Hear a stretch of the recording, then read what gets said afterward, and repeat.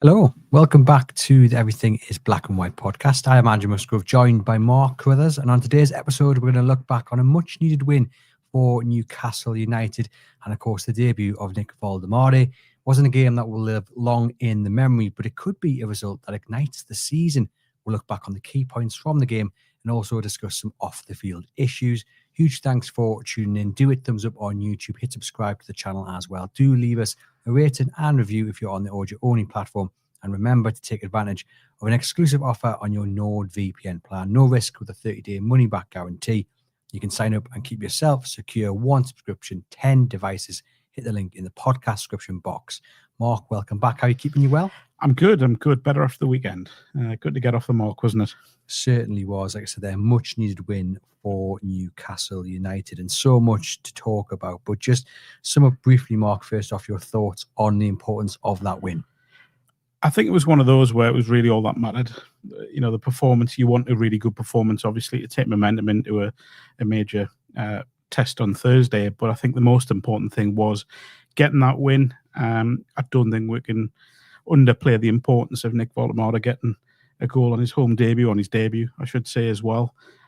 So it felt like a good day all round, and a clean sheet to boot as well. Certainly so. I think for me, it was a game in which we saw many different sides of Newcastle United. There was elements of control, but there was vulnerability, there was calmness, there was clinicalness, but then there was scrappy at times, back to the walls at times, a few misplaced passes.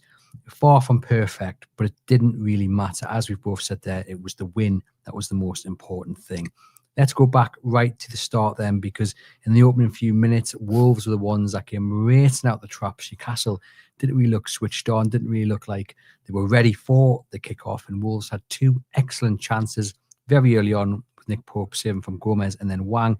Absolutely crucial intervention from Pope. And good for him too, to remind folk what he's all about, with Aaron Ramsdale waiting in the wings. Almost out Newcastle with a quick start, didn't they? Yeah, I think, look, before the season started, when signings were coming in, we spoke about the big decisions facing Eddie Howe, and one of them was, does he retain faith with Nick Pope, or does he bring Aaron Ramsdale in? I think it was always likely he was going to retain faith with Pope, and I think that's paid off. Yes, we look at Saturday as a really strong performance as a goalkeeper. But you look at his performances so far this season, he's been excellent. The defensive record, and we should throw in the back four as well, the defensive record has been excellent this season, and I would argue has arguably surpassed what they've done in previous seasons already. I think you look at that centre-back partnership, again, there was questions over them because of the signs of Malik Thiaw, and obviously Sven Botman come back to fitness. They will have a role to play, but at the moment, you can't see beyond Dan Burn and Fabian Schär. Tino Livramento, for me, I think he's established himself as one of the best fullbacks in the Premier League. I don't think that's an oversell. And you know what you're going to get with Kieran Trippier, who, again, there has been questions over his future at Newcastle in recent months, but he is absolutely essential on the pitch as much as off it. So it's looking like a settled back four. Yes, it was a quick start from Wolves, but Newcastle saw it out one way or another. They did. They started to take control of the game, and the first real effort came from Jacob Murphy, who received it from Voldemare and curled an effort wide. Let's talk about Jacob Murphy, because for some, perhaps a surprise that he was in the starting 11, and perhaps it was because Anthony Langer just returned from international duty. But I think that's doing Murphy a bit of a disservice, because he was superb last season. Of course, the question was whether he could maintain that going into this season and perhaps the next. And we know that this campaign will be one of rotation. But this is the second game that he's kept Langer out of the starting 11. He's earned the right to compete, and more importantly, he's taken the opportunity to impress in the face of real competition. And I thought he was great on Saturday. Sets the goal up, looked dangerous every time he went forward. Should have scored himself. He gives Eddie Howe and Anthony Langer a real headache, doesn't he? A good one. Well, for Eddie Howe anyway. You're not taking any ibuprofen for this one, are you? No. I mean, look. Let's be honest. The assist, I don't think enough's been made of it. I think the quality to dig out that cross with very little backlift, it's unbelievable as a cross. It's almost undefendable from Wolves' point of view. But I always say this: the game at any level, you always need a team of players in a team that are a 7 out of 10 every week. You know, they're dependable, they're reliable. The manager trusts them, they love them. And I think that's what Newcastle have got with Jacob Murphy now. And I hope that's not seen as a slight on him, that he's just a 7 out of 10, because what I mean by that is he's just there every week doing what he has to do for the manager, working hard, tracking back, providing the assist, providing a goal threat as well. So at the moment, again, a bit like Byrne and Shaw, the place is his in the side. It's for Elanga to usurp him and get in there. I think it's testament to attitude and determination to improve. How many times has he been questioned throughout his Newcastle career? There was a time when he was almost on his way out. We know that he had various loan moves that didn't quite work for him. But now it's quite hard to imagine Newcastle's squad without Jacob Murphy. I think another one, a little bit like Trippier, is as vital in the dressing room as he is on the pitch, because you can see his enthusiasm, and that must spread. How much do you think his place in the starting 11 at this moment in time, and of course we'll only learn more of this as the season goes on, is down to the fact that he is right now the better informed right wing? And I know it's only after a handful of games. Or do you think it is maybe tactical? It's because Elanga's come back from international duty, or is it down to Jacob Murphy right now earning his right to be the right winger for Newcastle United? I think you've ticked every box. I think it's all of the above. I think, again, I go back to trust. We know Eddie Howe feels he needs trust in his players. Maybe Elanga's still building that. As you said, Elanga's been away on international duty. Big plus that he scored as well. But as I say, the Murphy's got the shirt now. It's his to lose, or be more positive. It's his to keep. And he's doing everything asked of him from the manager. So I just think at the moment it'd be very difficult to drop him, if that's how I want to put it. If it was rotation, maybe, but I wouldn't be surprised if Elanga, obviously you got the Bradford Carabao Cup tie coming up. Maybe Elanga will get a start in that, and it's down to him to show Eddie that he can do what he wants. Maybe because there is a game on Sunday, the rotation will come on Sunday. But he keeps his spot for Barcelona? Murphy? For me, I think he has to, yeah. I mean, I did have a thought process of, I think the one thing you can't hit, it sounds ridiculous, I can't believe I'm talking about this, hitting Barcelona with is pace. So maybe there is an argument, not that Jacob Murphy's slow by any stretch, maybe there is an argument to say, do you go with Elanga? And you go with, because Gordon can come back in, so I would imagine he may well come in left-hand side and just hit them with pace out wide. So, but at the moment, I think Murphy has to probably stay on the side. Well, let us know in the comments your thoughts on that one. First half saw Wolves waste a golden chance down the left from Gomez, and Fabian Schär needed to be quick to stop Tolo Akadere from scoring his opening goal for Wolverhampton Wanderers. Murphy also had the chance, as we've just mentioned there. I want to talk about the physical battle between the two defenders that Newcastle obviously got in Fabian Schär and Dan Burn, and the Wolves forward line. Been banging on all summer about Akadere, and I was really looking forward to seeing him play at St James's Park. And he gave Dan Burn and Fabian Schär right battle, particularly Fabian Schär. It was bruising, but they handled it well. And if you look at the stats, the Wolves forward man won just 4 aerial duels out of 10. Schär won 6 out of 9, and Burn won 4 out of 7. Now, not all of them would be against Wolves number 14, but it shows you the presence in the air that pair have. And look, a good physical battle is exactly what you want. You want to be kind of hurt in the morning after, because you know you've put in everything you've got. You know you've been tested. That's how you keep going at the level that they are at. What did you make of the battle? Well, firstly, what do you think, Akadere? I thought... Has your opinion changed? I mean, no, my opinion hasn't changed. I mean, if Schär had not have got his foot to that cross from the right side of the Wolves' play, he was scoring his debut goal, and he was in the position that he needed to be. Doesn't look like he's got too much pace, but he's a big, stocky lad, so you know he's got the muscle about it. I mean, he's an absolute giant. I didn't think he would be as kind of filled out as he is. I think he looked quite dangerous without really writing any headlines, and that's what we wanted. We didn't want him to be dangerous. We didn't want him to start his Premier League career in the right way for him, but I was just refreshed to see Fabian Schär and Dan Burn go up against an unknown quantity and handled it really, really well. And it was so physical, and they didn't shy away from that. And I just left thinking, you know what? We have got one of the best centre-back pairings in the Premier League. They might be lacking a little bit of pace. You know, they're getting on a little bit. But what they've got is that dominance in the air, and they can read the game really, really well. So for me, it was a good performance on both of them. And I think maybe not publicly, but quietly, they'll be quite happy about the battle that they had on Saturday. I think they both relish that sort of game, though, don't they? They don't mind if someone's going to be physical with them, because we know that we don't need to talk about Dan Burns' size. Everyone knows it. But I think it's an underrated part of Fabian Schär's game that he is able to mix it. He is able to get stuck in. He's not slow, by the way, by any stretch. He's still got a little bit of pace about him. But I just thought the two of them, as you say, stood up to it really well. It could have gone the other way. It really could have done. But I think, again, I don't think it's overselling it, that what you said there, that they are one of the most reliable and probably consistent centre-back partnerships in the Premier League at the moment. But then you look at what's behind them as well in terms of the two players willing or ready to come in. I don't think we can underestimate just how important that is, that they're keeping Schär and Burn on their toes. Again, I go to Bradford. I think you may well see the two of them drop out. Probably not dropping out, is it? Let's be honest, rotation. And you'll see Thiaw and Botman get the chance. So it's really, it's not very often we've been able to talk about Newcastle having 4 really strong quality centre-backs. But that's what they've got now, which is a real bonus for Eddie Howe. Certainly. So let's see how they get on against Barcelona on Thursday. We had a shout for a foul that would have seen a Wolves player sent off. I thought at the time that it was a foul, and watching it back, I'm even more convinced. Let us know in the comments your thoughts. I mean, Mark, what on earth happened? Burn chips the ball over the top. Barnes is running through. Mosquera wrestles him to the floor. No matter which angle you look at this foul from, it does not look good. He comes from behind Barnes and then the arms across the neck, and then he effectively grapples him to the floor.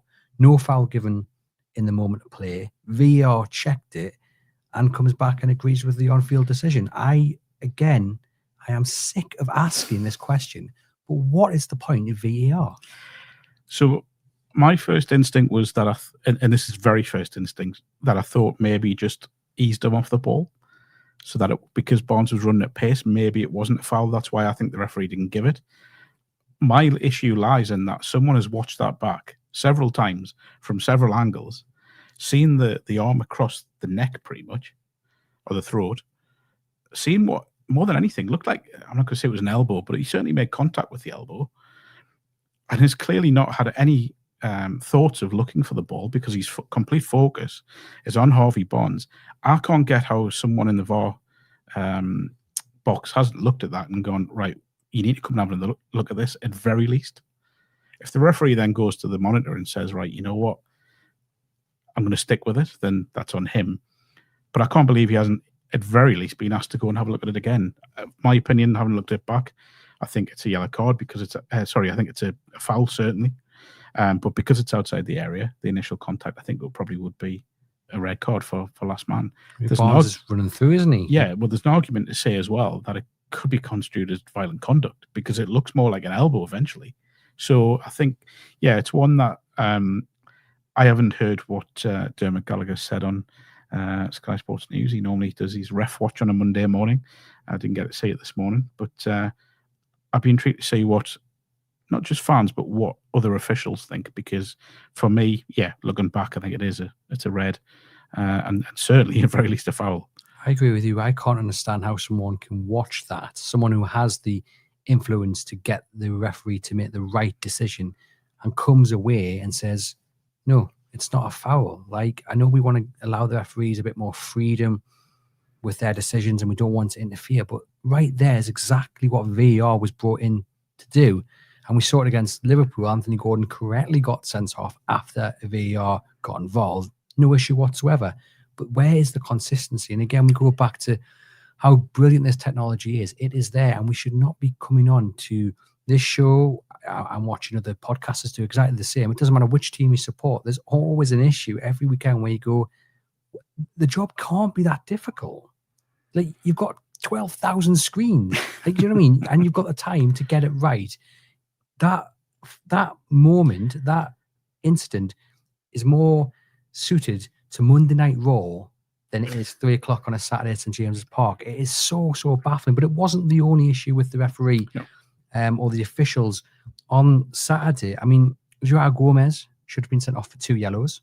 He punches the ball, doesn't get booked for that. He then does get booked for a foul, but it was kind of one of 3 that he got away with. a 1 or 3 that he didn't get away with, rather. And then he snaps Sandro Tonali, and he doesn't get a second yellow for it. I don't want to see players get needlessly sent off. What I want to see is consistency in the officiating. And Gomez was so lucky to be on the pitch. I think firstly what we should say is don't say it. Don't say it. You're going to say it's not an easy job. You couldn't pay me enough to do it. Okay. I'll say that. However, the one thing you look for from officials at any level, whether you're a VAR official, whether you're in the middle, whether you're the assistants, is consistency. And the amount of, or the lack of consistency. Well, there is consistency in one in terms of inconsistency, yeah. The lack of consistency in the decision-making process across the first month of this Premier League season has been as bad as I can remember. And I realise that they're under more scrutiny than ever now, but they've also got more support mechanisms in place now with VAR, with goal line technology. It's just beyond me. It really is how so many what appear to be clear and obvious decisions are being missed or ignored at worst. Well, you've got that Fulham goal against Chelsea. Unbelievable. How anyone can look at that and think that's a foul, I can't get it. I really can't. Arguably, Liverpool's new left back should have been sent off. Gets away with it. Gets hooked at 40 minutes gone. I mean, from a Newcastle point of view, is it Harvey Barnes? Is he cursed? Because against Liverpool, pretty much exactly the same scenario, just down the other end. And again, nothing gets done. So that was Canate, wasn't it? It was. So that one, I could sort of see why it wasn't given, if I'm being kind. Saturday, I can't see how that's been allowed to go. Again, it goes back to consistency. It goes back to the thing with VAR is, we shouldn't forget, it is, again, at the end of the day, it's just down to personal judgment and opinion. It's not some sort of magic tool. It's just down to personal judgment. But I can't see how any official can look at that and go, it's not a foul. No, absolutely crazy. It just makes me want to cry. Honestly, it's not an easy job, though. It's not, but come on. No. You've got the tools. It's obvious what's happened in that instance. And this is the thing, Howard Webb will write you a nice letter. Right, okay. It makes a difference. Do you know what I mean? What are you going to do? Store that in the trophy cabinet? Absolutely ridiculous. I mean, it doesn't matter then, Newcastle won. But could you imagine we were sitting here and it was 1-1 or Newcastle had even lost the game? You're sitting there thinking, well, actually, you probably should have 2 men sent off. And the fact Newcastle won the game probably lets them off a bit. Yeah, the referee. Well, not on this podcast, Mark. Well, clearly not. Wherever you're watching, sort it out, man. Right, let's talk about the main man now, Nick Woltemade. So impressed with him, Mark. Even before his goal, I thought he had a really good opening 28, 29 minutes. He was involved. He wanted the ball. His movement was excellent. He dropped deep to receive it and to bring others into play, and he was in the box.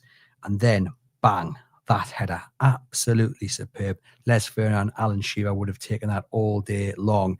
Leap, superb. So much height on that leap, and then to get the direction correct and popping it in the back of the net with such power. Absolutely brilliant debut goal, and just really impressed by him. I thought it was a superb first game for him.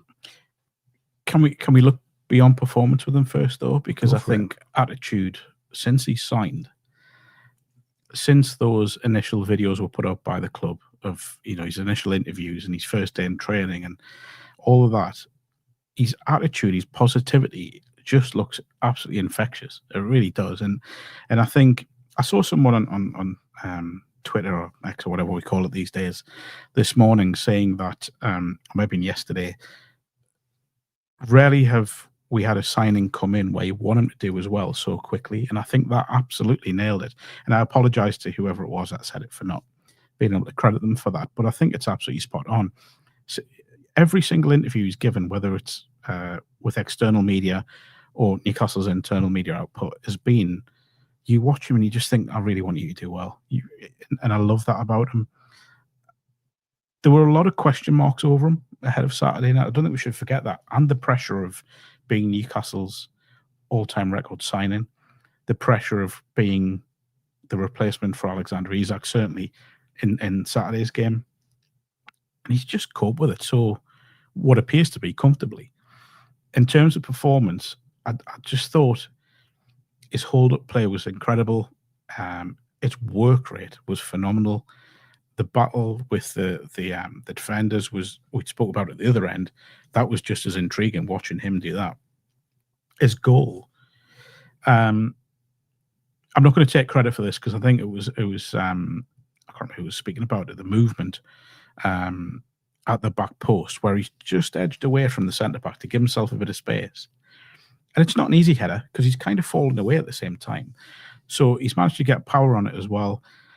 There's so much to build on. And I'm not going to be negative, and it's not meant to be negative, but it's still, we have to be a little bit reserved and not get too carried away with them.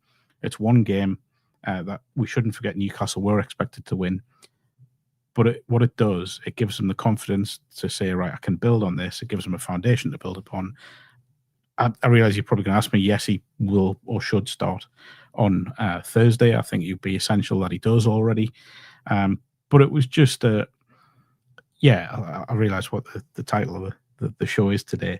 I think he probably has silenced, I'm not sure if it is critics, but certainly some doubters. And for that, we should be grateful. I think the biggest question was over his heading ability in the air. A lot of people said, look, he's brilliant with the ball, his feet very technically gifted, but you just assume and expect someone of that height to be good in the air. He hasn't scored that many headed goals for his previous clubs. I mean, right there you can see, I think, why the message probably would have been just get the ball in the box, as many crosses as possible, and why I was confident that actually he would do so well, because the first two games especially, we saw cross after cross come to the box, and what we needed was someone like Voldemare to be on the end of them, and they would have won them opening two games.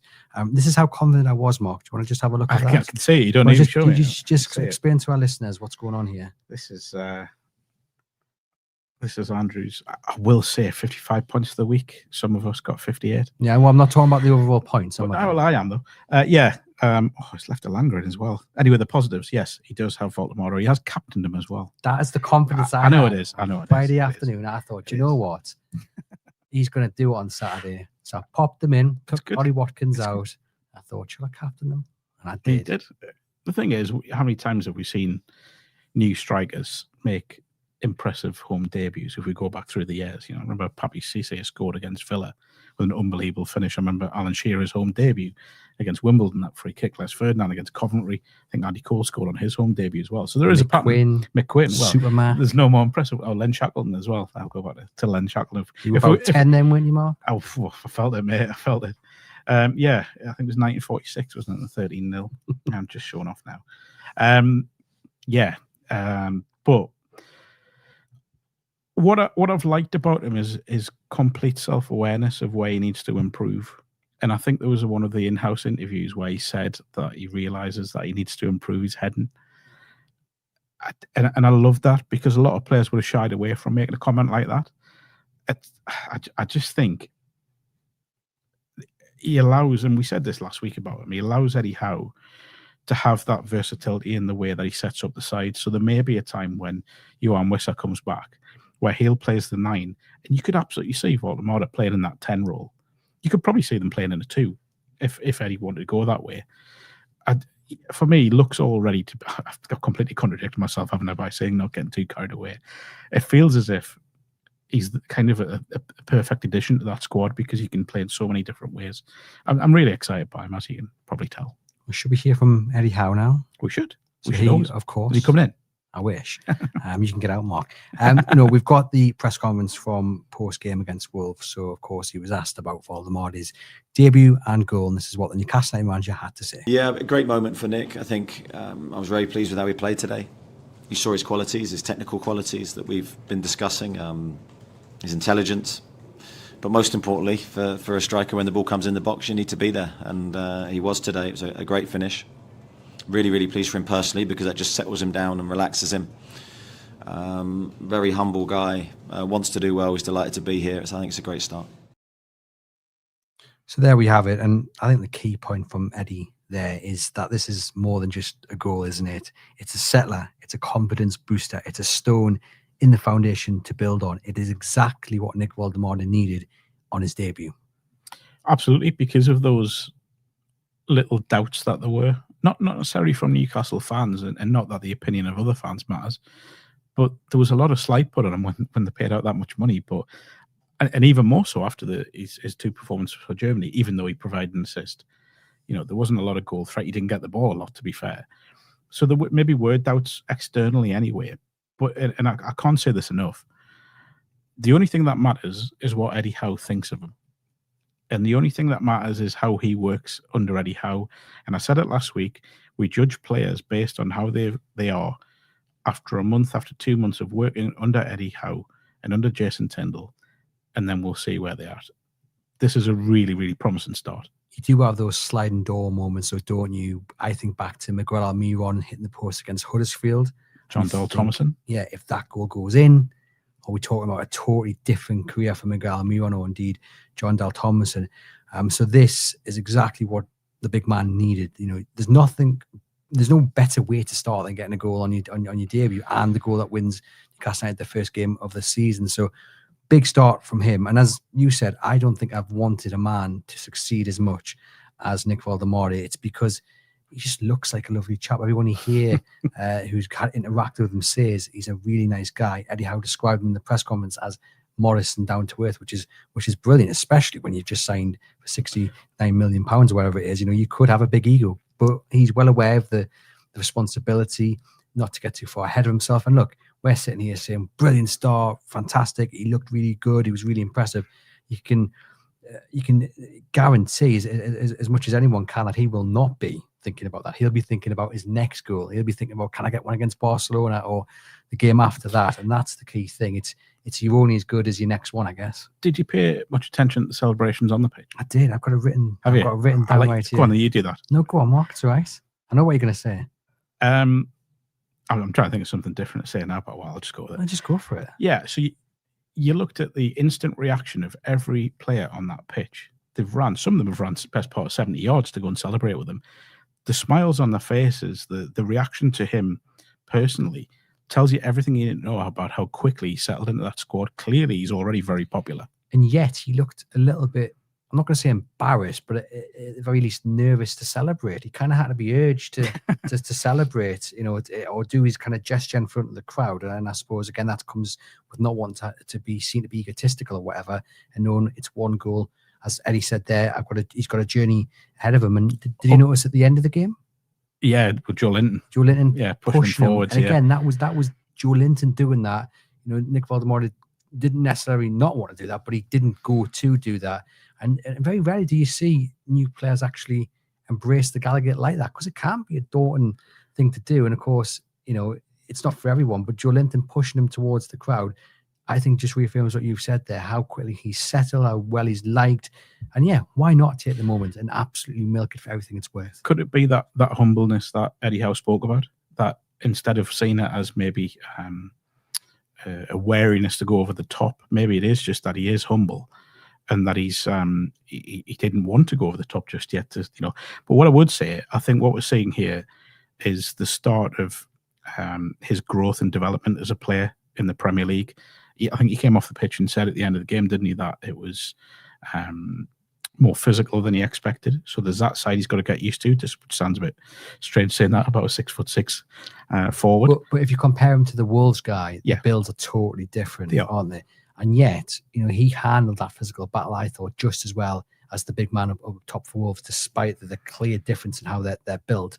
And that was one of the other positives, you know, aside from the goal and aside from the bringing people into play. It's just the way he handled the physicality. He didn't shy away from going in hard. He wasn't afraid of, you know, big burly centre-backs coming down and chasing him down. He was all for it. He was up for it. And that's what he's going to have to do. You know, if he thinks Saturday was a test, it's only going to get harder from here on in, especially when they start to work out your play as well. So, you know, again, you go back to how could have Saturday have gone any better? It really couldn't have done. But the thing is, you're right about people figuring him out, but when we see people in Germany that have watched him for longer than we have saying they can't figure out what he actually is, imagine being an opposing manager or an opposing defender or midfielder, depending on where he plays, having to try and figure that out. I think this could be the beauty of the signing, is that he is that unique that people can't figure him out. And I saw, and people have got far more tactical knowledge than I have, despite my football manager heroics, talking about, does a midfielder mark him if he drops deep? Does a centre-back come out and mark him? Because then if a centre-back comes out, all of a sudden, if it is Elanga or Murphy or Gordon or Barnes, they've got that pace to go into the space they're left behind and really expose teams. Yeah, that's the thing I liked, is when he did drop deep, he kept moving. He didn't just lay the pass off to Murphy or Joe Linton. He did that and then kept moving, and you could see him gesturing again for the ball. You know, some players you see do that one touch and then kind of stop running, stop moving, but he was just always alert, always trying to be involved, and you know, hopefully there's something to build on. There is something to build on. Hopefully he can build on it. But also the biggest thing Eddie demands of his strikers, no matter who they are, is that they high press, that they put defenders under pressure, and we saw it consistently throughout the game. And the crowd reacted to that. And I just think, yeah, he's given Eddie everything he wanted from a forward. I'm hesitant to call him a striker, from a forward on his debut, and it really is promising for moving forwards. Again, getting more and more time working under Eddie. I want to have a word now then about Mr. Sandro Tonali. Yes. What a performance from him. He won 6 out of 9 duels, succeeded with 2 interceptions, which was the most by any Newcastle United player, made 40 out of attempted 51 passes, 78% success rate. He was absolutely superb, up and down the pitch with an engine that I have rarely seen on any player, let alone a Newcastle United player. He is just after absolutely everything. And I spoke in the summer about him being the best Newcastle United midfielder that I've seen in my lifetime. And I stick by that. With every passing week, he just gets better and better and better. And I'd love to know what he has for breakfast, because the stamina on that man is something else. I don't think there was a Premier League side that he wouldn't get into. And I mean that from the team that won the title last season downwards. I think he gets into every single one. I think he gets into pretty much probably 95% of top teams in Europe. What are you doing? What are you doing? I know you're complimenting him, but I think he's we can see why Eddie Howe said that he fell in love with him before he signed him, because I think everyone who loves Newcastle United has completely fallen in love with Sandro Tonali. I think, do you know, we and I spoke about this last week, we always want to box people in terms of what they are. We always want to give them a tag. Is he a holding midfielder? Yes. Is he a box-to-box midfielder? Yes. Can he play as an attack midfielder? Yes. Is he a playmaker? Yes. He can do everything. So don't box him as... Because I heard all this chat about, he's the one that sits in front of the defence. Does he? Does he really do that? He does. But he does everything else as well. And there's this thing, and I think we spoke about it a couple of weeks ago, about Bruno and how important he is. And naturally, people won't have the conversation about who is Newcastle United's most important player. But I think with these two, and I always used to say this about the Messi Ronaldo stuff, and I'm not saying that on those levels, just appreciate what you've got. And as Newcastle fans, appreciate we have 2 unbelievable midfielders, 2, I genuinely mean this, world-class midfielders. But Sandro, his journey at Newcastle has been incredible. And I think he is just everything Eddie Howe could want a midfielder. And everything now points towards Eddie's comments about falling in love with him. But just to be clear, he might get into any side, top European side, but he's not going anywhere, is he, Mark? No, I think he genuinely loves the club. And when you watch him, there was always this thing with him at Milan. And when he signed for Newcastle, he was quite reserved and he was very sort of, focused on the game. Loves Wetherspoon, so don't forget that. He was just focused and, not passionate and all that. But you watch him and he's charging around the pitch and putting these tackles in, and it's coming out of him now. I feel as if he's developed as a person as much as he has a player during his time with Newcastle. I think there was a little bit of tentative talk about a new deal possibly being in the works. Same with Tino Livramento. I think, I don't see him going anywhere for the time being. I think we're looking at a player that, for my money, I've been watching Newcastle since, not 1946, by the way, as you said, since, 1988. But he goes down as good, if not the best midfielder I've seen in that time.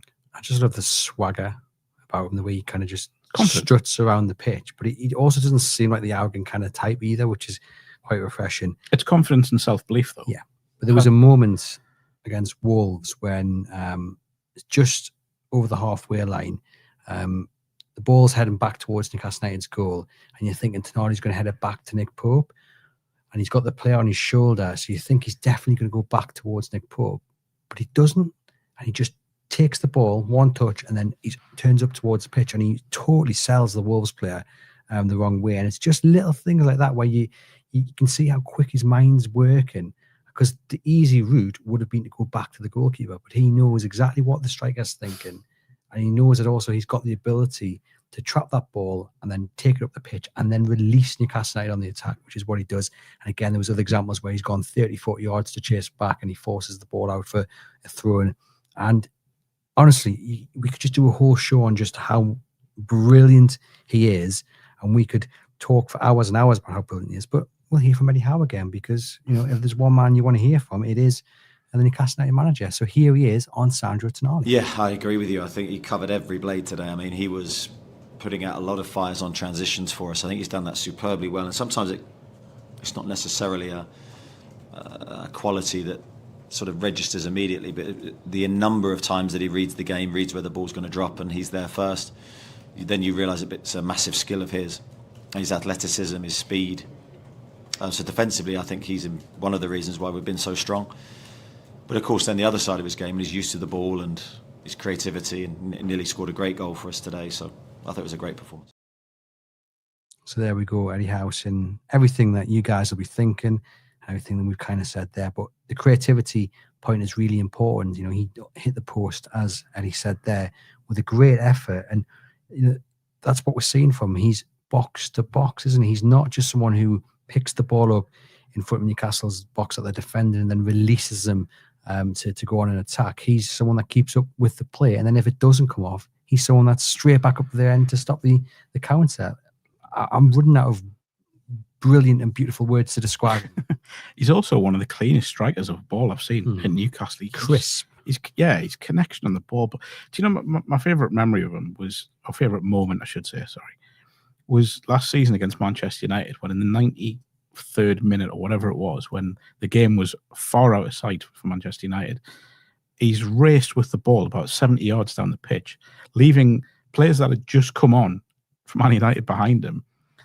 And I think he won a corner at the Galliot Strawberry corner, didn't he? Or throw in. Just an incredible player. And then you look at the last moments of the Carabao Cup final when he's done the chest bump with Joe Willock when he's won a corner, throw in by the corner. Just incredible moments, an incredible player, and someone that we should all just cherish these moments, because it's a joy to see him in black and white.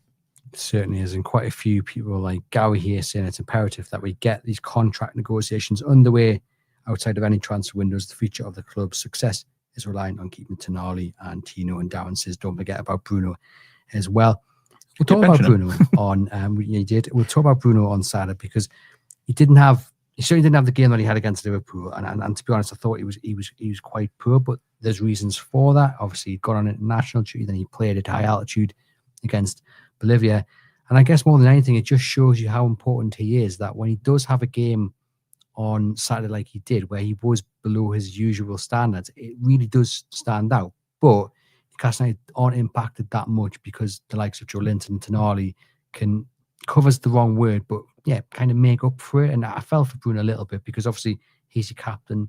He is one of your best players. You want him to play. You need him to play. But he was clearly suffering, I thought, from the international responsibilities that he had with Brazil. But why is it notable when his standards do drop? Because he's that good. Because you're that used to him. It's like, if you look at, again, I'll go back to players like when Messi had a poor game and didn't do anything. You only notice it because he's that used to it.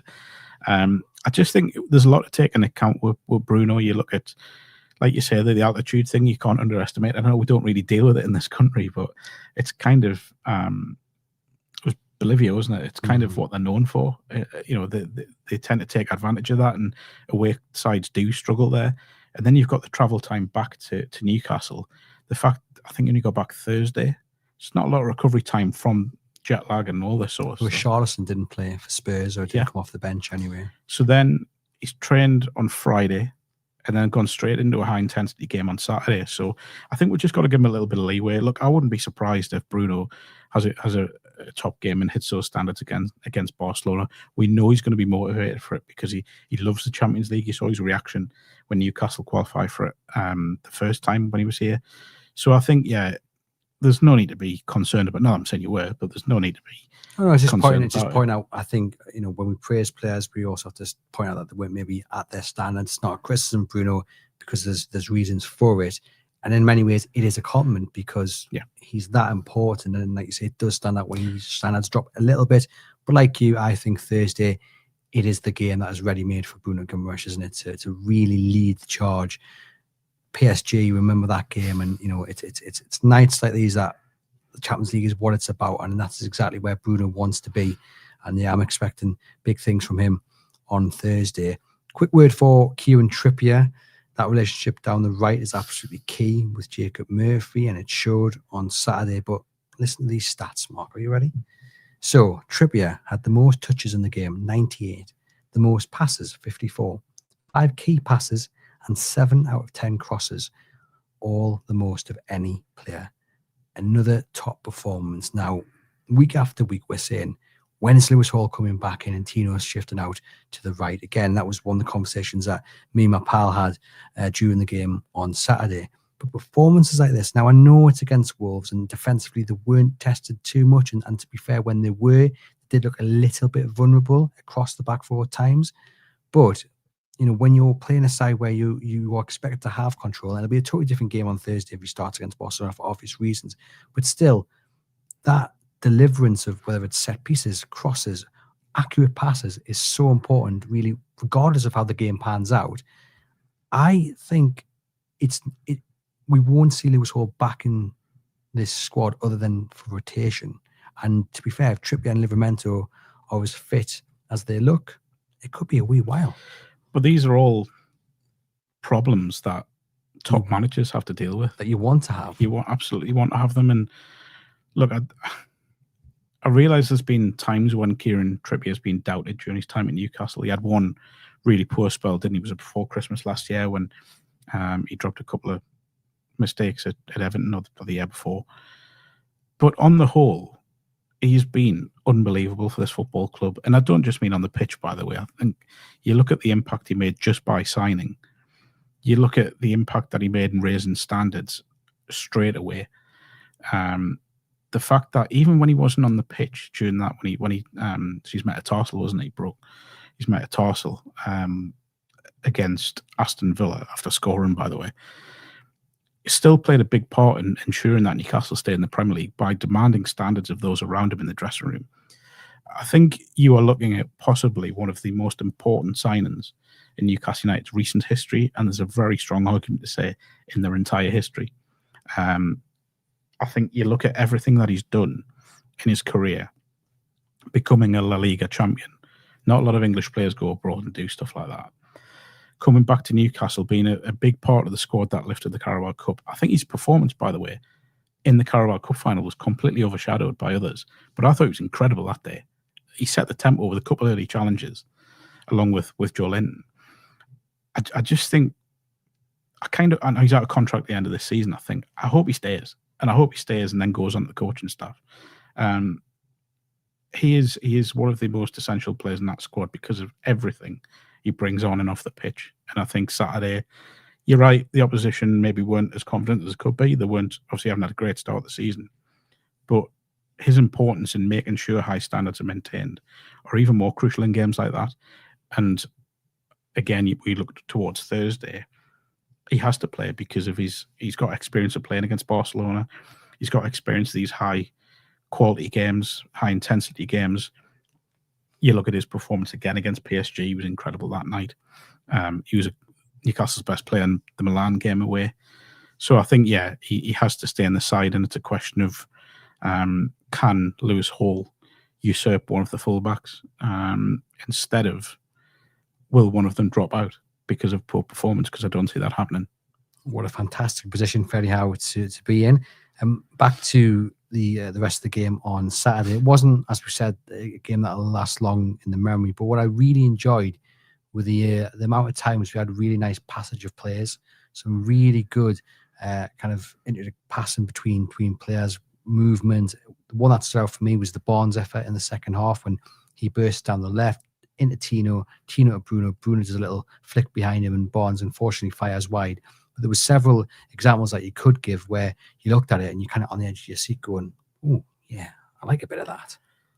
So we know what Eddie Howe demands from his sides in terms of off the ball, but I think on the ball we saw little bits of exactly what he demands. It's control, it's creativity, it's again intensity on the ball as well, and making sure that you're moving the opposition around to tire them mentally and physically. And we saw that. I don't think we've seen it as much this season so far. Because we're talking about a very small sort of section of games here, just 3 before Saturday in terms of league games. But I think we saw it more on Saturday. It felt like a big step forward for the side, for the squad. It looked a bit like they were playing a bit more freedom in many ways. Yeah, I think it's been a difficult start to the season, hasn't it? I think we've some people have brushed over that. They went to Villa first day of the season knowing they were going to be bang at it because of what happened at the end of last season. They've played the reigning champions in a really high intensity game. They went to Leeds against a side that have just been promoted, and there's loads of enthusiasm at Leeds, loads of momentum as well from winning the championship last season. And then this was the first game where it maybe felt a bit like, yeah, we expect Newcastle to win here. I'm not entirely sure we had that in the previous 3 because of all the circumstances I just mentioned. So there probably was a bit of more of a freedom from the players. But there's one thing, having that freedom. It's another thing to go out and deliver. Yes, the performance wasn't perfect. We know that. But it was moving towards more what we expect from an Eddie Howe Newcastle side. And I think that's why, again, physically, mentally, it was a massive step forward for them. It was indeed. Just before we get on with the rest of the show, just a reminder that you can go out and buy our Champions League preview special pullout. You can buy it online. The link is in the podcast description box, or it should be in your newsagents, supermarkets around Newcastle especially. So pop in and get ready for the Champions League campaign to kick off. Quick word for Osula. Comes off the bench, looked busy. There was a moment that he was fuming at Bruno Guimarães because the captain took it off his toes after good work from the young man. I know Eddie Howe didn't have too much option other to bring him on for Voldemare, but it's not something Howe necessarily would have done a few weeks ago, maybe a few months ago. And I'm just wondering, even though the options were limited, do you think we've seen a change in the way Eddie Howe maybe views Osula, that now he does trust him? Because it's a big decision to take, to make that change when it's only 1-0, the most vulnerable of scorelines, really. And usually he doesn't trust Osula to do that. I don't think the trust's fully there yet. So I don't think it's 100% where he's bringing them off the bench with full confidence. However, I do think the Liverpool game, the Liverpool goal, and his work rate at the top end of the pitch was probably what has brought about a bit more trust in him. I know we sort of joked, didn't we, in the Transfer Deadline Day podcast about the move away. And I don't want anyone to think that was a slight on Osula. It was more the fee that they were going to pay for him. There is talent there. He's still very raw, but my issue with him is that we're not talking about a 17, 18-year-old now. We're talking about, is he 22, 23? I'm not sure you can be raw at that age. You've got to start making big steps towards being the finished product. I think there's a long way to go in that. He will get more game time this season. I don't know how much it'll be when Wissa's back fit. But the big thing for Osula now is to keep knocking at the door, to keep making sure he's giving Eddie something to think about when Newcastle do need another option up top. Don't just accept being third, fourth choice, whatever he will be. So, yeah, I don't think that trust is entirely there yet. I think there is a belief that he can get better. I would say that. But it's down to the player to prove that. Important win then for the weeks to come, because the calendar is full. And I've just said it there. Just really important that they got 3 points, wasn't it? It was vital. And again, going back to what we said at the start, it was probably the points were far more important than the performance. Yes, there was good steps forward taken, but I think those 3 points, I always remember, go back, I keep harking back to the past, but I always remember a season under Sir Bobby Robson where Newcastle, I don't think, won their first 6 or 7 games and then beat Southampton 1-0 at home. I think Shearer scored at the Leeds end. And then all of a sudden the momentum started from there. So you can kind of see echoes in that, in this.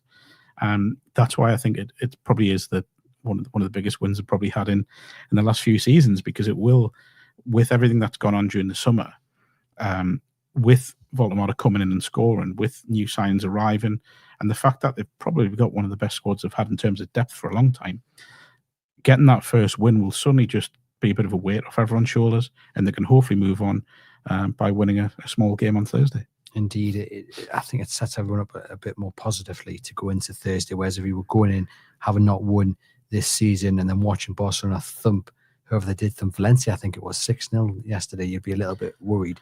But going in with Voldemare scoring, going in winning, you're like, yeah, you know what, we're going to enjoy this a little bit more than we perhaps would have done, and we've also got a real chance of beating one of the best sides in Europe. A couple off the field matters then. We'll start with Johan Visser. Obviously, unbelievably bad luck that he ended up getting injured on international duty. There was some fear he'd done an ACL, but it's been confirmed that he should be out for 4 to 5 weeks. Obviously, Jacob Ram's out for a similar amount of time as well. And it's just absolutely gutting, because what we want to do is be sitting here talking about squad depth, talking about competition, and there's 2 talented players now missing, probably the very least until the next international break, which is extremely frustrating, out of Newcastle United's control. One was a bad challenge, the other one just was one of those things. But yeah, at least it's better news than some had expected with Visser. I'll tell you, if I can just focus on Ramsey first, if that's all right. What I didn't like, and it was very, very much a minority, was some people saying, "Oh, here we go again. You know, we've signed a player that's injured," but we know what it came from. It wasn't like a hamstring pull. It wasn't a calf strain. This was a bad tackle that's caused an injury. So look, we spoke about him quite a bit, haven't we, in the last few weeks, and I think he's going to be an inspired signing, because he's everything, again, and I keep saying this, is everything that Eddie Howe wants. In terms of Visser, it's just sheer bad luck. I've got to be honest, I think if he'd been fit for Saturday, he would have started. I think we said that last week. We had that discussion, didn't we? He'll come back. It gives him time to settle in the area. It provides Nick Woltemade with more of a chance to really shine instead of being eased in. That may well help him, being thrown into the deep end to an extent. But look, they just got to get through the next international break. Those 2 will come back. And hopefully after that, which is the long run until... Actually, no, there's another international break in November. Too many. You know, they have got a busy period between those 2 international breaks, and hopefully Eddie can attack those with a full squad. With a full squad, and again in midfield. Obviously, Joe Willock came off the bench. It's good to have him back, although I still think he has a bit to prove. And then obviously you've got Lewis Miley as well. So there are options in there, which is a good thing, because in the past we have had a situation where if Newcastle lost a midfielder or 2, all of a sudden they were stuck. People were starting to worry there, Mark. I know. I purely wasn't going to mention it because of that, but you have had 54 minutes on the bingo card. Get yourself a beer or a 0%. A bit of a debate going on in the comments here about Langer. Omar says he's disappointed me so far. Darren says early days for Langer. He's looked fine so far, but needs to settle in more. Not helped by the summer of Isaac unsettling the squad. And Gary also defends Langer by saying he's had no strikers to aim for or cross to in his first few games. I mean, look, it's very much like Jacob Ramsey for me. Just back the players. You know, the comments there about Langer not having anyone to aim for are absolutely spot on. There was a few good crosses he's put in the opening games. He'd have assists to his name if Nick Woltemade, Johan Visser, Alexander Isak were playing for Newcastle United in those games. So, yeah, let's not, jump on these players' backs. They want to be here. They want to play for the badge. They want to play for you guys. Players have bad games, but I'm confident that both Ramsey and Langer will prove to be worth every single penny Newcastle United paid for. Briefly, David Hopkinson met some fans prior to the game. He also had a bit of a chat with the guys in the press room as well. Thoughts on that appointment, and what a game to your first game to attend. A big sign of intent as well was that he was at Newcastle United women's game yesterday against Sheffield United at Gateshead Stadium. So yeah, really positive introduction to life in Newcastle. We know what the next steps are in terms of appointing a sporting director and really having I'd imagine he'll be conducting some sort of review of what goes on internally as well, because there's a lot of big decisions on and off the pitch coming up over the next couple of months and over the next 12 months as well. So, but the initial impressions are overwhelmingly positive. open, honest, willing to talk to. I realize as journalists we want that, but not everyone at the top level of a football club would do that, as we've known in the recent past.